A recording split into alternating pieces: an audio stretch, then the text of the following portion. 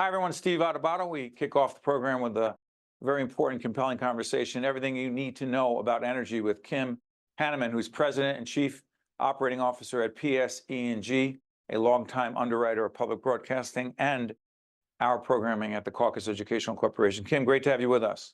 Great to be here, Steve. You got it. Kim, let's do this. Most pressing aspect or piece of the energy equation in New Jersey in 2025 is?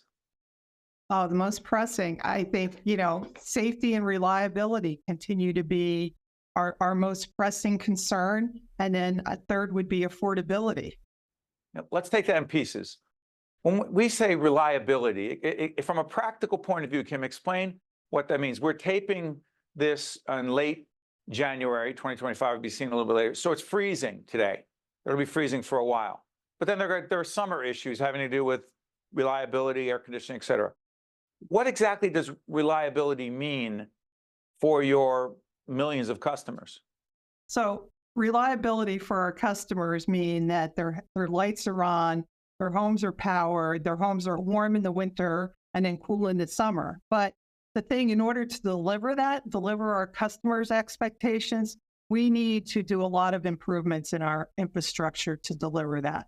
And let me talk a little bit about that.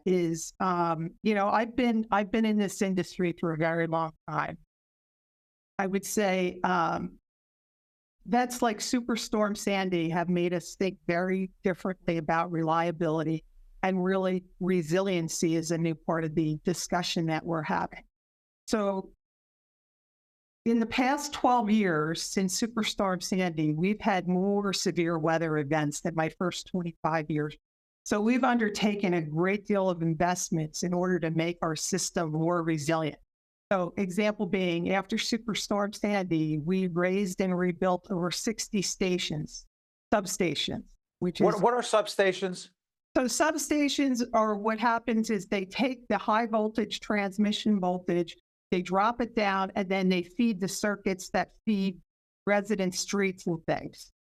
So really integral part, and really impact the number of customers if they fail or if they go underwater, like some of them did with Sandy.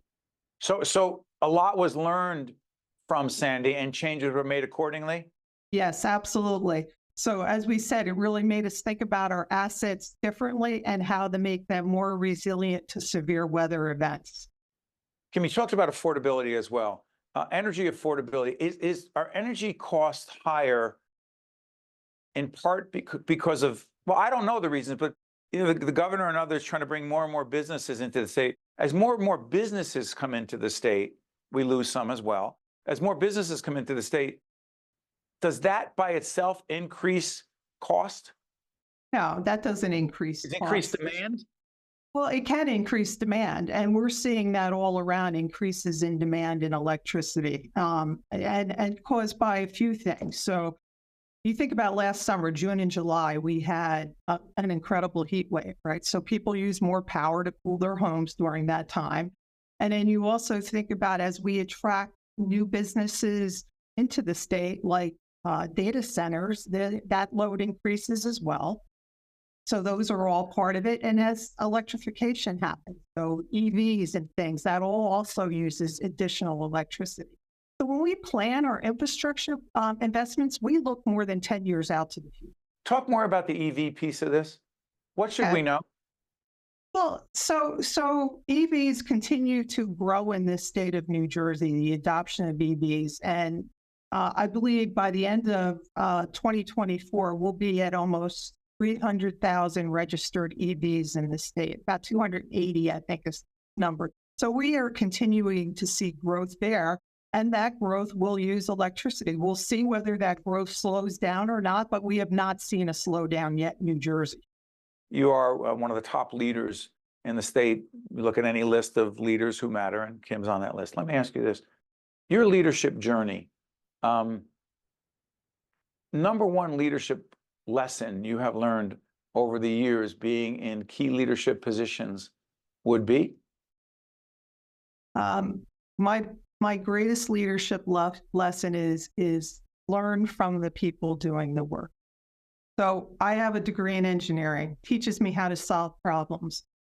But one of my greatest lessons is I made a point of learning early in my career in the field from people who do the work, and then how can I use my problem solving as an engineer to make the business better and help them. So that is clearly my greatest one. My dad was a union leader. I'm a Jersey girl through and through. Where'd you grow up, Kim? Roway. I was born in Roway. Got it. Well, let me ask you, he was a union Yeah, construction leader? my father was a union construction worker. So I started in construction in the CBs, had a union construction job as he got out of the service. So every meal on our table, my college education was all paid for by union wages. And Wow. I was first generation, my siblings and I, that had the opportunity to go to college. Why engineering?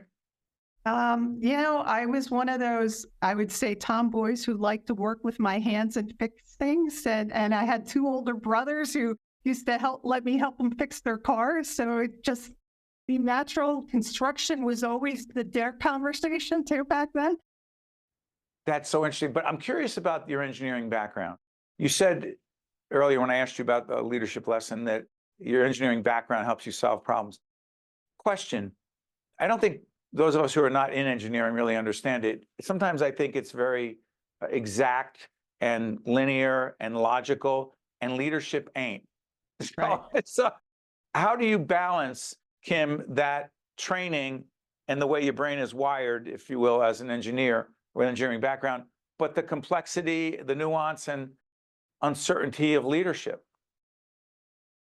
So I think, once again, I think it goes back to that problem solving. Here's the problem. Here's what we need to fix.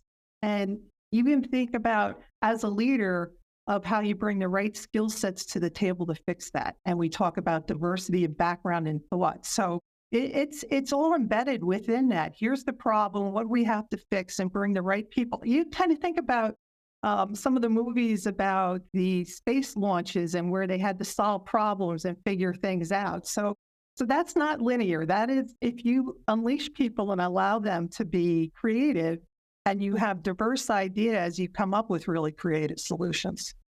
Well, Kim Hanemann has been coming up with creative solutions for a couple of years plus, making a difference every day as the president and chief operating officer at PSE&G. Kim, thank you so much for joining us. We appreciate it.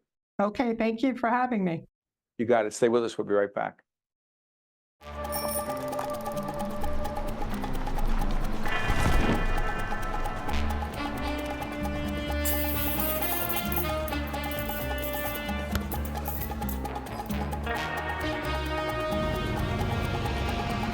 You can't hide what makes NJM Insurance so great. Although some may try. We're proud to put policyholders first. No jingles or mascots, just great insurance. NJM. Also brought to you by Valley Bank, the New Jersey Economic Development Authority, Englewood Health, NJM Insurance Group, serving New Jersey's drivers, homeowners, and business owners for more than 100 years. The Turrell Fund, a foundation serving children. United Airlines, the Port Authority of New York and New Jersey, moving the region through air, land, rail, and sea. The New Jersey Education Association. And by New Jersey Sharing Network,